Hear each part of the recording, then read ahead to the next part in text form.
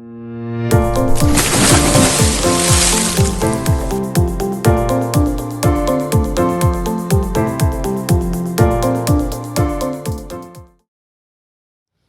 this is Fish with another adventure in the tank.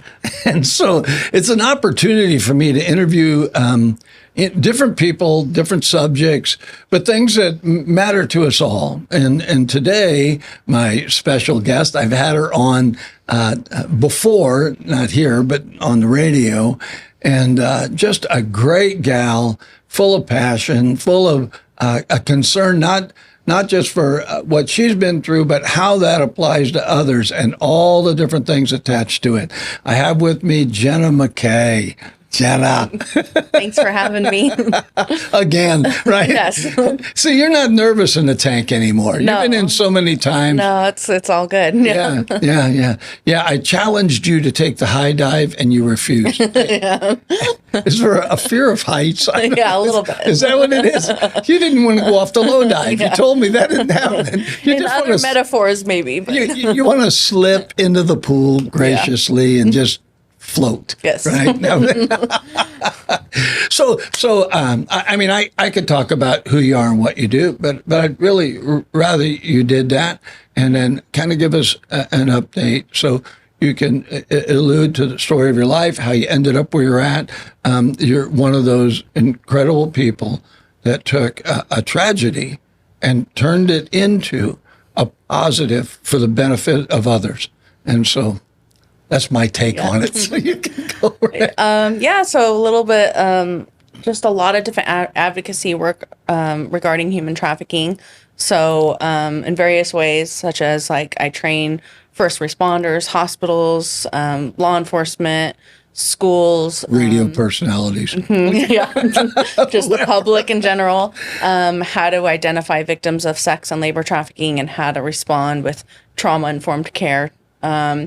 And then I am a survivor, so I go around the country and I speak, sharing my story, not just the traumatic parts, but what the healing journey was like and how to overcome and then to be of service.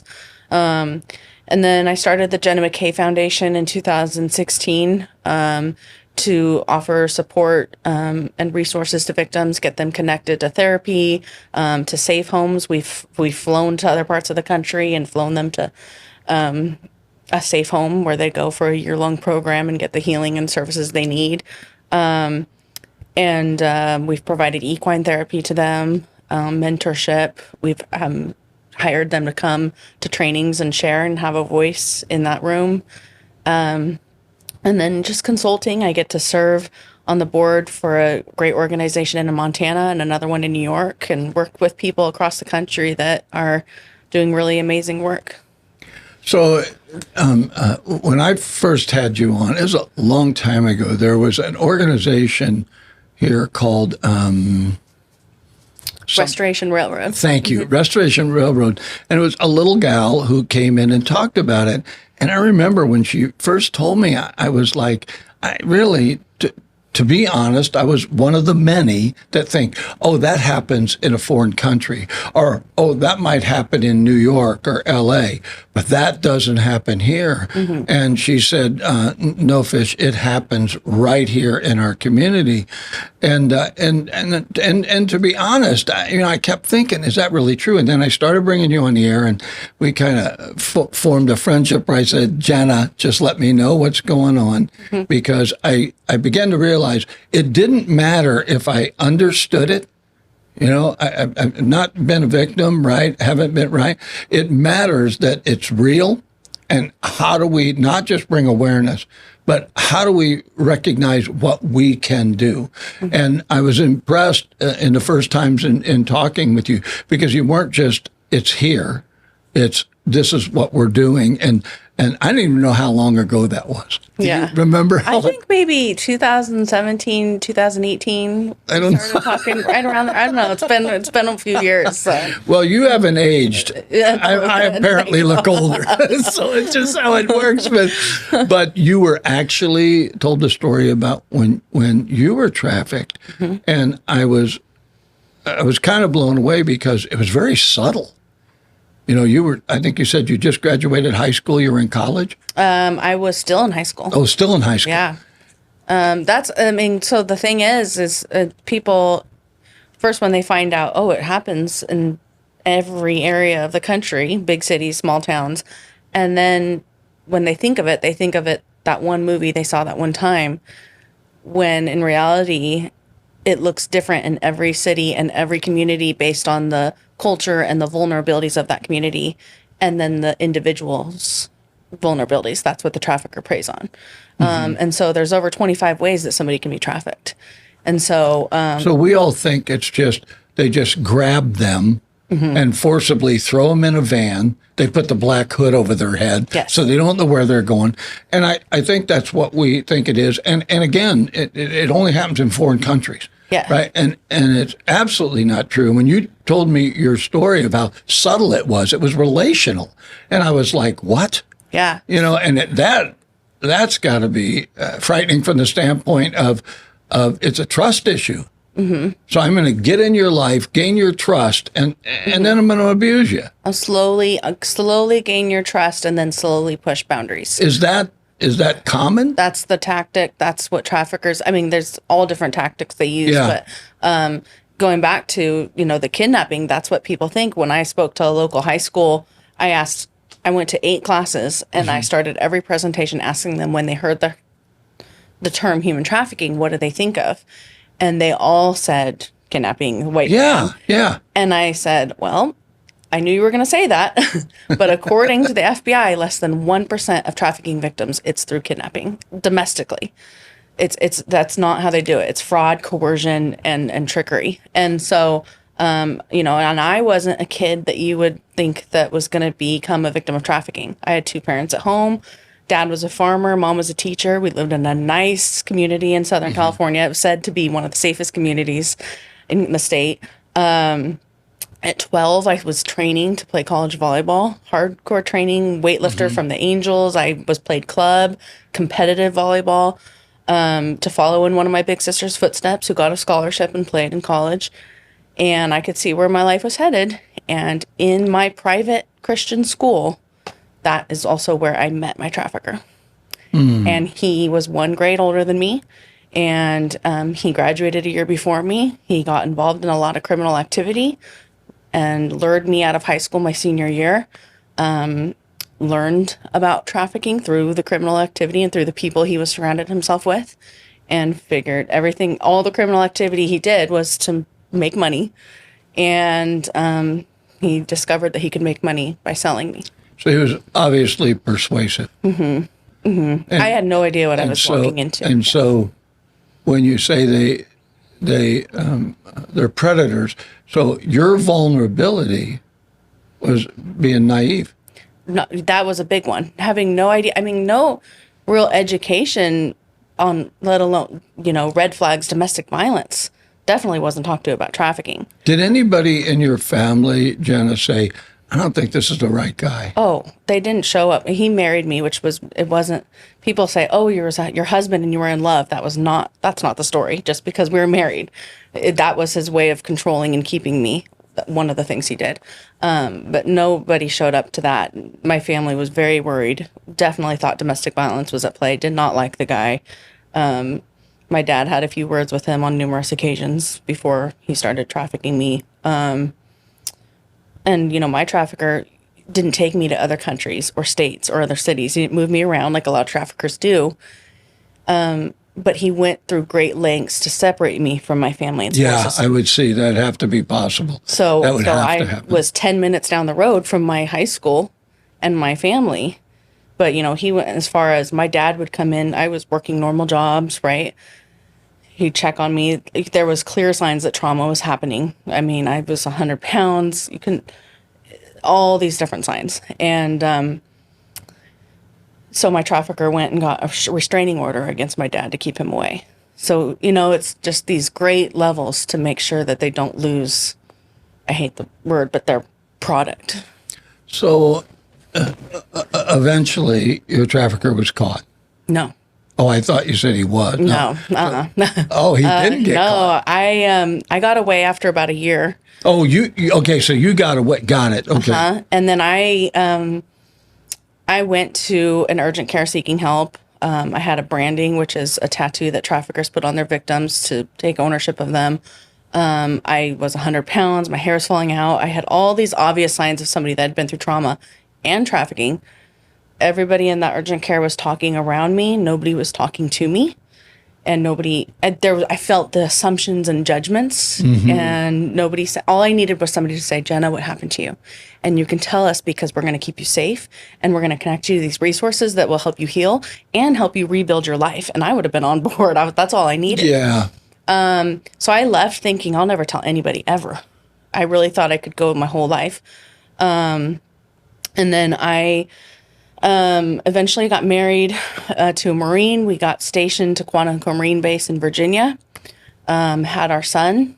And it was 6 years after being trafficked that I had a doctor's just a routine doctor's appointment, and she recognized some signs 6 years later and asked me. And that's when I eventually came out and got help.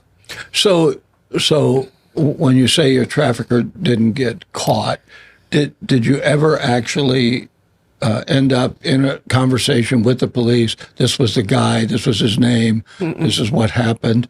Or was it during a time period where it wasn't like now, more and more people know about it and are aware of it.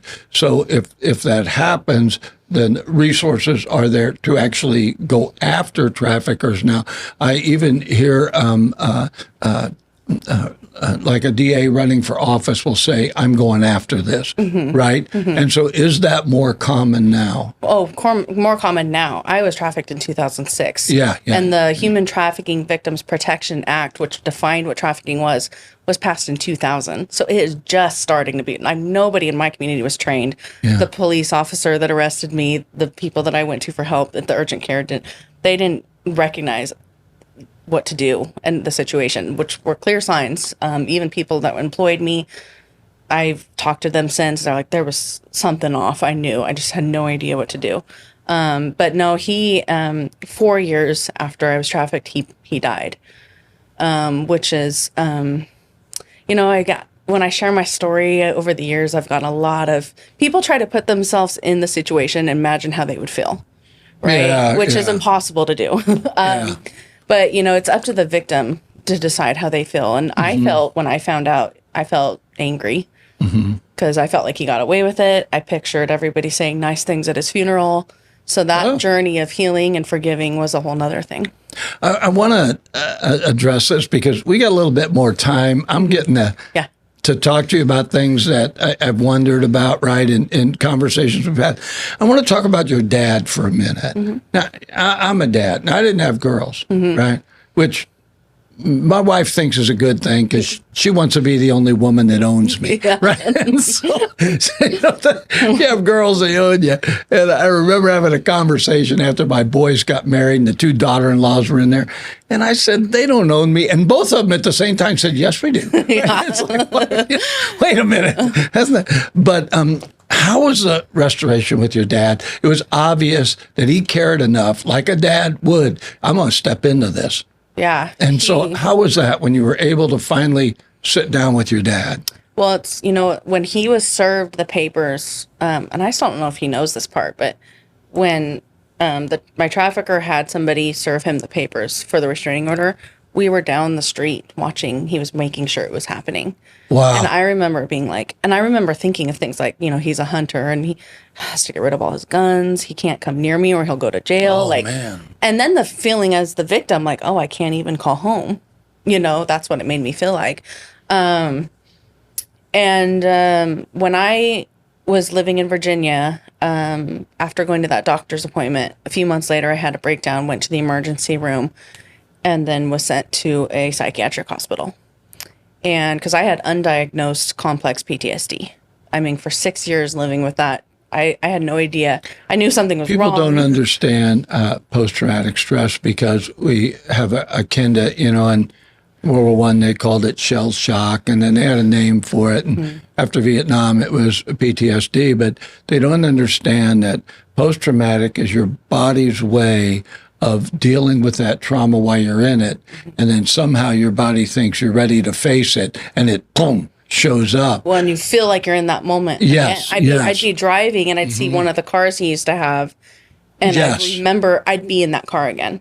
You know, like it's and when they told me that, I was a young military wife at the time, and my understanding and education of PTSD is that's what you get to when you go to war. Yeah. And I was like, I have that? And then I was like, what's the complex part of it? And they go, you survived extreme traumas more than once, repeatedly. And so when I went to that hospital, my dad flew out to see me. Come on.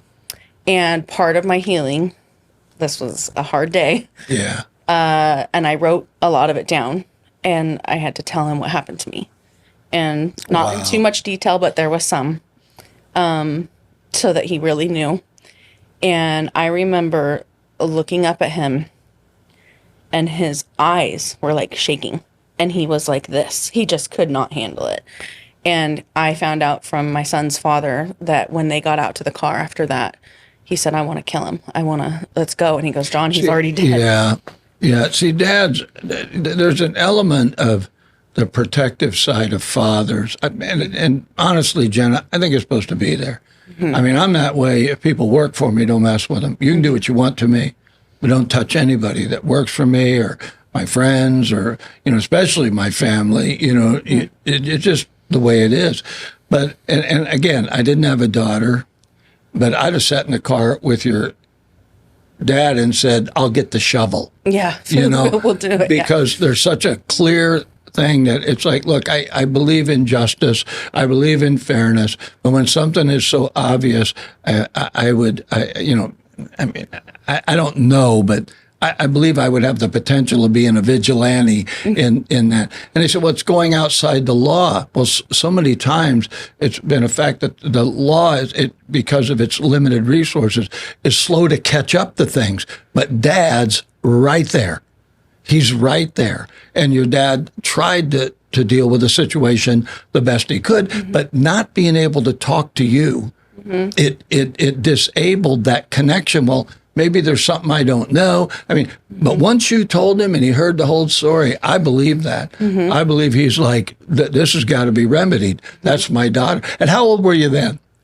In the hospital? Yeah. Around 23, I think. So you're not a teenager at home, but you're still young. And dads are dads. I don't care how old you are. They're the dad, right? Yeah. And so, I wondered about that, the deal with your dad. Now, you didn't mention your mom much, but at what point? So she had to hear about it too. Yeah. And I have two big sisters. Yeah, I wondered about them because you had mentioned that you were actually trying to emulate one of them, and so I'm assuming they had to hear the story. And I've heard my sister talked about where she was and the pacing she did on the phone calls, and it doesn't just affect the victim; it affects the whole family. And even my son wasn't born yet when it happened to me, and it's affected the course of our lives. Yeah, the thing about PTSD is it follows you, and you can have it from an abusive childhood, and it really equates to things that the human condition, who we are, we're not. It's not supposed to be, and we all know that, right? And so when these things are done, whether we're a victim or we're an observer to it or connected to it, we all know that was wrong. Nobody in the room is going to go, well, hey, what about the guy? Don't you feel sorry for him? And it's like, not really, right? Yeah. It's like, so we know, right? And it's, how do you back out of that? I'm really glad to hear that, because with your family, it is important to get a reconciliation with them. And people would think, why does she have to reconcile with her family? They weren't part of it. Yes, they were. They were the part that weren't able reach in and rectify what was going on. They wanted to, and you had to hear. It was important that you hear. They wanted to. They hadn't just forsaken you. They didn't forget you. No. You weren't. Right? They probably still had birthday cakes for you every year, right? Or whatever. Yeah. So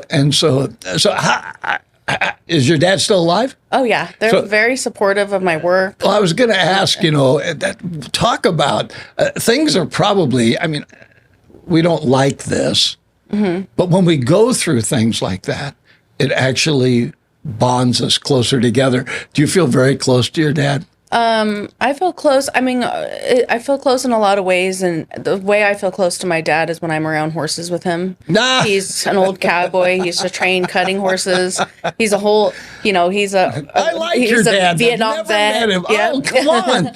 He's got, And Wow. and that's where he's calmest. That's where he's this whole. he's found his, yeah. And so, he taught me a lot about horseback riding and how to be a good horse, have good horsemanship. And I like and my mom, I've always been able to talk to her about everything. And I'm really close to my sisters. Now, does your family live here?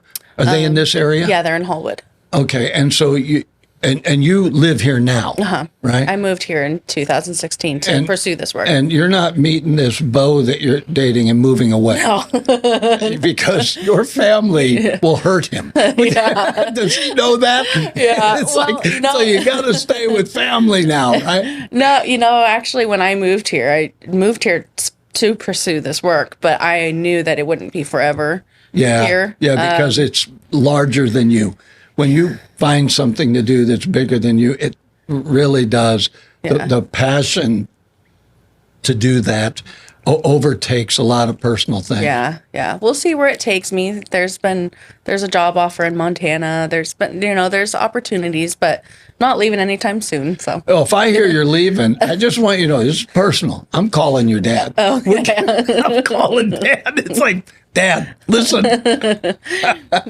Well, I would hope that with what you're doing, it can be done in a central location where you travel. And the reason I say that is because I think it is important that when people have been through things, they find a point of stability to grow back from. Right? Mm-hmm. There has to be something that you can, in that restoration, you can grow back from and attach yourself to.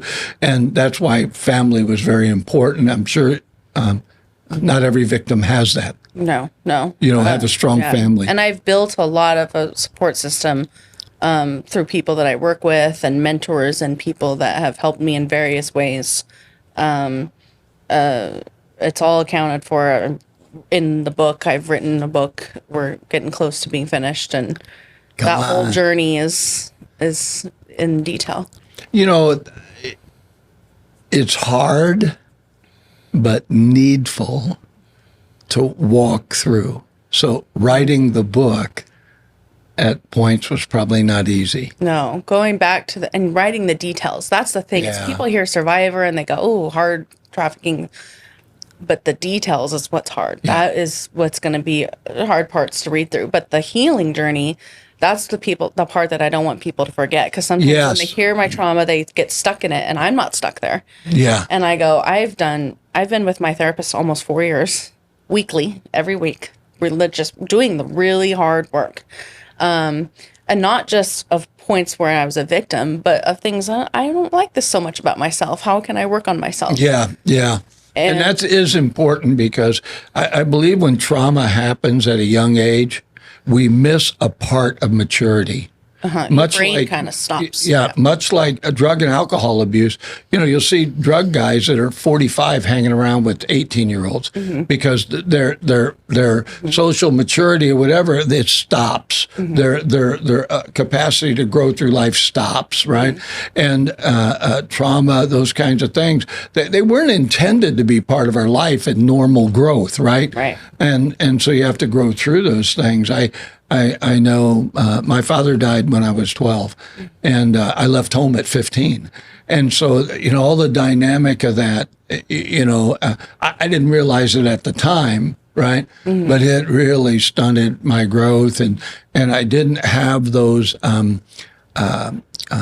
points of contact that you need as a young man. God was very gracious to me. I met men who stepped into that role and helped me, but you don't always get that. And so those things, then you think, well, okay, it's going to take a little longer for me to grow up. Right. But my wife would tell you that's probably not going to happen. In this lifetime.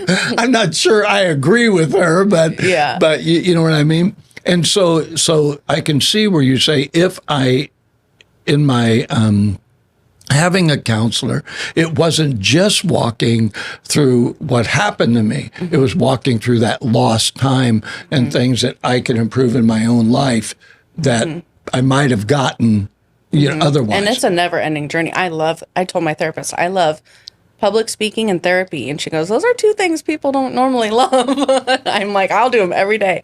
And then I did other things. I went every summer to, I did 3 summers of this wilderness therapy where I went out with other survivors. You told me about and that. therapists, and we go into the wilderness, no cell service, so I can be completely present, hike mountains, all these things I've never done before. I went to an ashram and learned how to meditate from monks, which was an amazing experience. Just all different healing. I love it. I'll do it forever. It's one of my favorite. It's just as important to me as my work. So, where is Jenna today? Who's Jenna today? Who is she? Who has she become? I've grown a lot these last almost 8 years since moving here and pursuing this work. I still feel the same as when I moved here. I quit my jobs and packed everything I owned into a horse trailer. Of course, I'm a horse redneck. Trailer. And I didn't have any money. I didn't have any money when I moved here. I had no connections, nothing set up, no idea how to get involved. I just wanted to be of service, and scrubbed a lot of toilets and cleaned a lot of horse stalls to go speak wherever I could, and worked my way up to working with the United Nations and speaking across the country. And that was a dream that was started a long time ago. I didn't really know what that dream looked like necessarily specifically. I just knew I wanted to be heard when I was in that apartment and being sold. Yeah. And I wanted, if I ever get out of this, I got to do something with it. And Yes. when I was in the hospital and I was there for my own healing, but talking to the other women there that had been through all of them had been through so much trauma, I started there. I wrote my story down and I closed that binder and I wrote book ?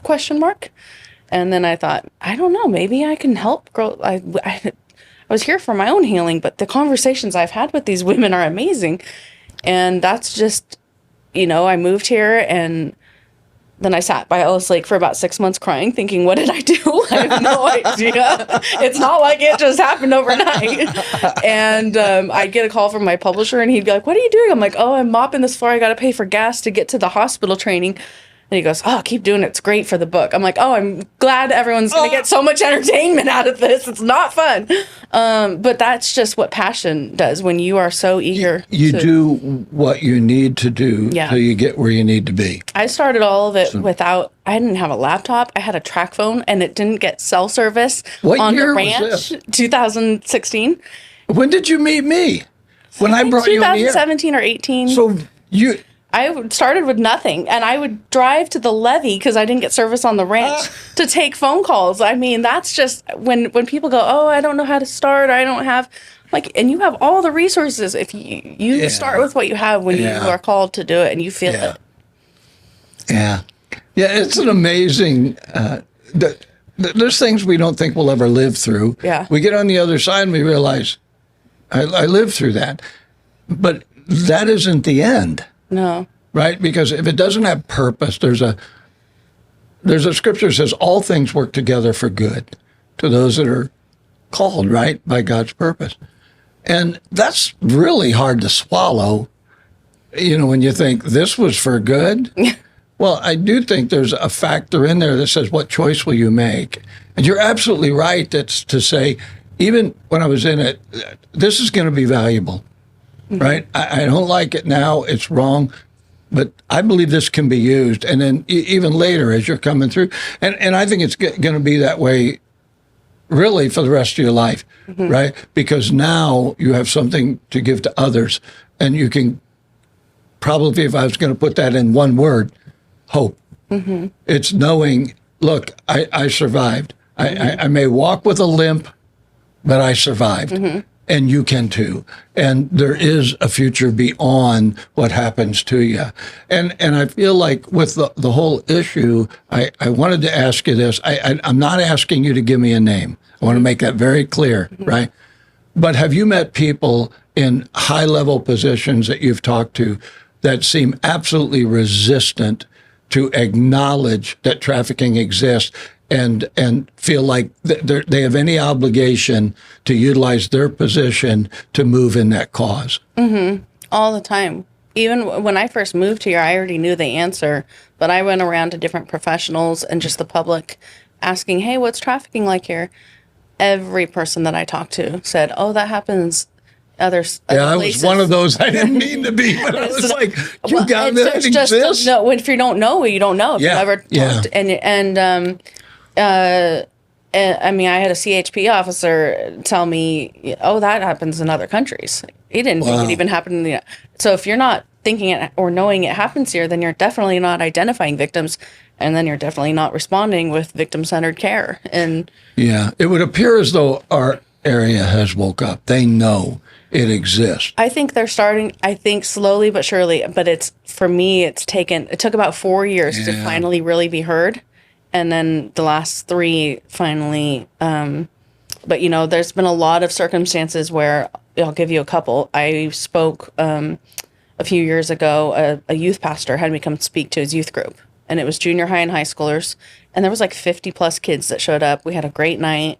And then he asked me to come back a few weeks later for a parents forum. And about 10 parents showed up. And he's like, what is this? They should be here. And I said, this is the idea that this doesn't happen here and that this couldn't happen to my kid. Yeah. And I've spoken locally and just been very transparent. I give them all this information, do a full presentation, 101 on trafficking.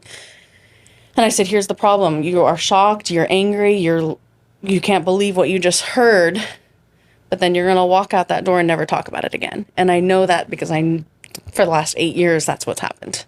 And so I'll just keep giving it to you. Well, I think, Jenna, you have to, for you, I'm just telling you what I think, okay? I can do this, right? Okay. Yeah. You have to recognize you're a rock in the pond.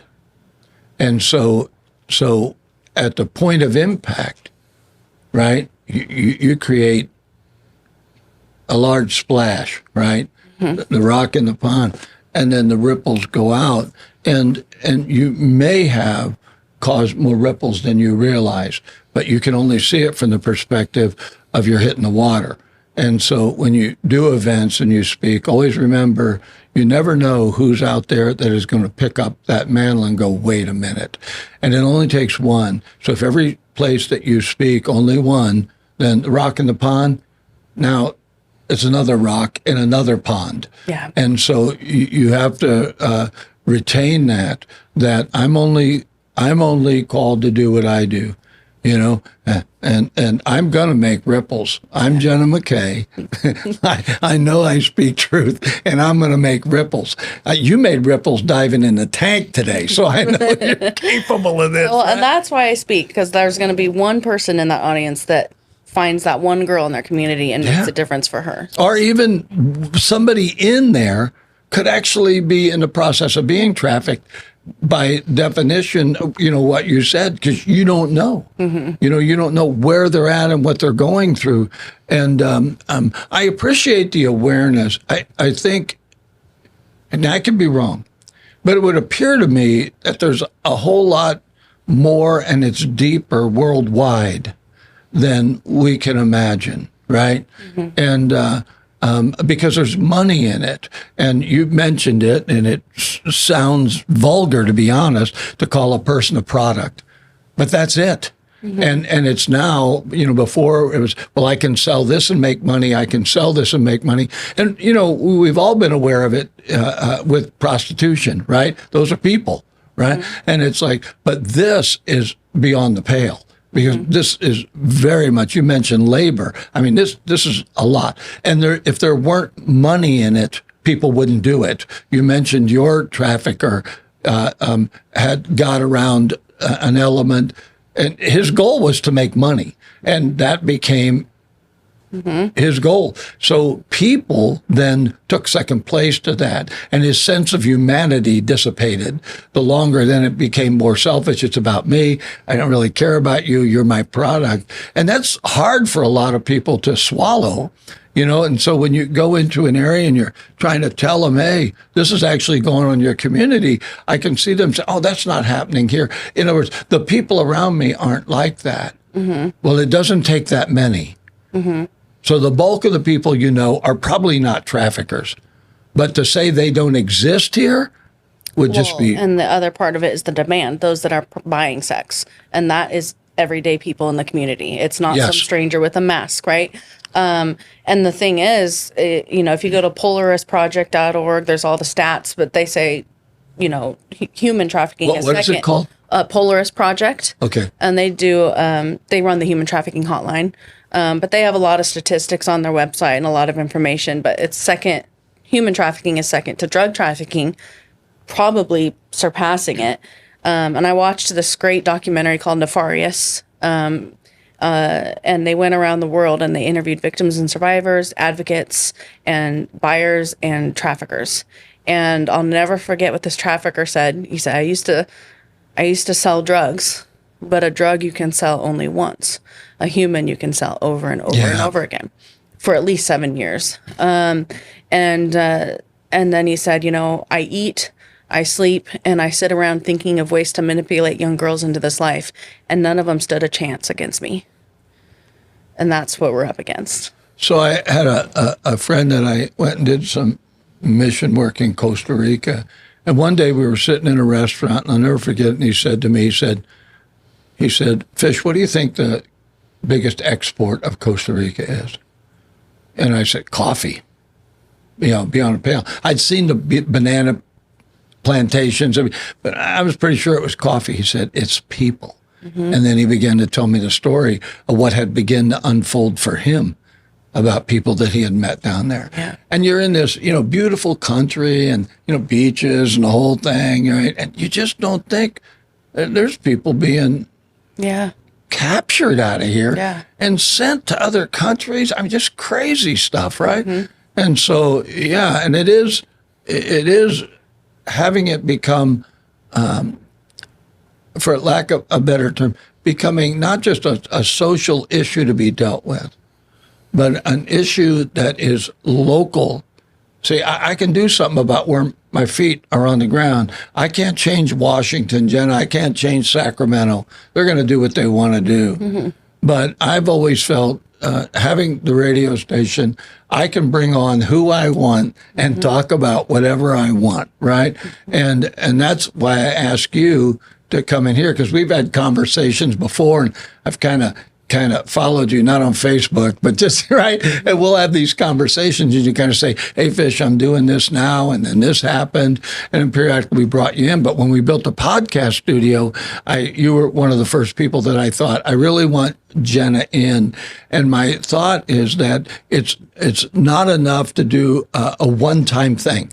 I'll just bring Jenna McKaye in and we'll talk about human trafficking, and hallelujah, we're gonna get every kid saved, right? And it's like, well, good luck with that. So it's a thing of keeping it in front of people. So I just want to commend you because you've stayed with it. And I know at times that is not easy. You're a normal well, I think you're normal. I don't know. I'm going to call your parents. We're going to find out if you're really normal. I'll call your son. I don't know if I'll get a great response, right? But you've taken this on, as they say, put your hands on the wheel, right? And so, I just want to see great things and doors open for you. And so I'm glad you got a book. And if they made a movie about you, that'd be really good. But that's in the works. But honestly, it's the everyday staying in it. So have you met others that have been trafficked that want to understand what you do and help? I've met a lot of survivors. When I started this, I had no idea how many other survivors there were. And I met a lot of survivors that do this work. And we all work together. I've been on panels spoken with other survivors, different projects, you name it. I just got done filming a documentary with the California District Attorneys Association. And that comes out in October. And I met multiple survivors. And that's always a special thing. When I went on my mountain trips to be with other survivors, we don't even talk about our stories. There's just an automatic understanding and respect. Yep. There's a bond that happens. So I want to I don't know how much time we got left, but I don't want to miss this. And that is, you have a foundation that people can give to, right? Mm-hmm. In an effort to support what you're doing. So if somebody doesn't have to have been trafficked or even have a full knowledge of it, but they can say, look, I may not be able to do all that, but I can help support those that do, right? Mm-hmm. And so if somebody wanted to give to your foundation, it's a nonprofit, right? Mm-hmm. How do they do that? In other words, what is the best way to get connected with Jenna McKaye? In other words, is there a Facebook page? Is there a web page? What do you have? Yeah, on Facebook, it's Jenna McKaye Foundation, and then that's easy. Easy enough. And the website is jennamckay.com. Well, yeah. And there's options to donate there, which is helpful in all areas that we do. It helps with the training. It helps with our travel. It helps with everything. JennaMcKaye.com. Jenna McKaye, that was McKaye really has clever. an E at the end. Did you? Oh, yeah, that's right. I always spell your name that wrong. Pain in the butt spelling, yeah. Get rid of the E. Tell Dan I love you, but I'm getting rid of the E. Well, I kept my ex-husband's last name. That's the problem. Oh, my Yaklich is my maiden name. What? Yaklich. Yaklich? Yugoslavian. Which would be sorry, more folks. of a problem. Yeah. I'm Fischetti. I shouldn't be laughing, right? But it's like, so they can give to that. So let's move one step beyond. I'm giving money. Mm-hmm. I want to give my time. Can I seal envelopes? I mean, do you have a way in the foundation that people can volunteer and say, Jenna, I hear your story. I know this is true. I want to volunteer, but I have no idea where to start. Yeah. There will be. We've had multiple ways to volunteer before. Right now, we have the book and movie projects happening, but once those are out, there will be lots more opportunities, and it'll free some time for other things. And things like I'd love to train. So whether you're a first responder or you have a business and you want your employees, if your employees go into homes, or you work at a school, you're a coach, you have a sports organization, whatever it is, I'd love to come train. Everybody should know this information, and I give basic. How long does the training take? It varies, but usually I can do it as little as an hour, and then up to 2 hours. See, the wheels are turning here, right? Yeah, yeah. Fish do have brains. People don't believe that. Thanks. Could we do a podcast of your training? Or is it interactive? That might be a little challenging, but I don't know. I'd have to think about that. Well, think about it, because if that would be something that you could use, then, we could shoot that. And it doesn't have to be in this environment. Mm-hmm. We could shoot it in a classroom environment, something, right? Right. Where then that gives you that extra tool that people that maybe can't attend a training could get it that way. Right. Because I know that, not everything that happened in COVID was good. I would guess most of it was bad. Yeah. But learning how to do online communications, Zooms, right, became an effectual learning tool.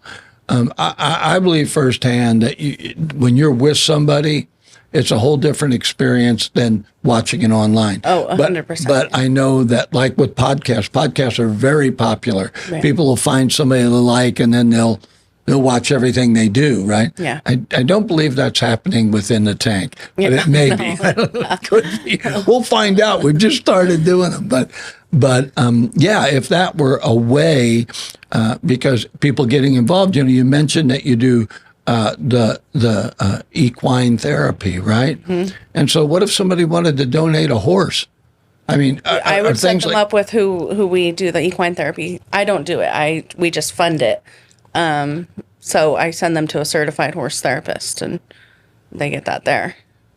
So who's getting the therapy? The person and the horse? Yeah, I mean, are they working together? Is everybody? Or the horse is just like, what is this person doing? They must be a first-time rider.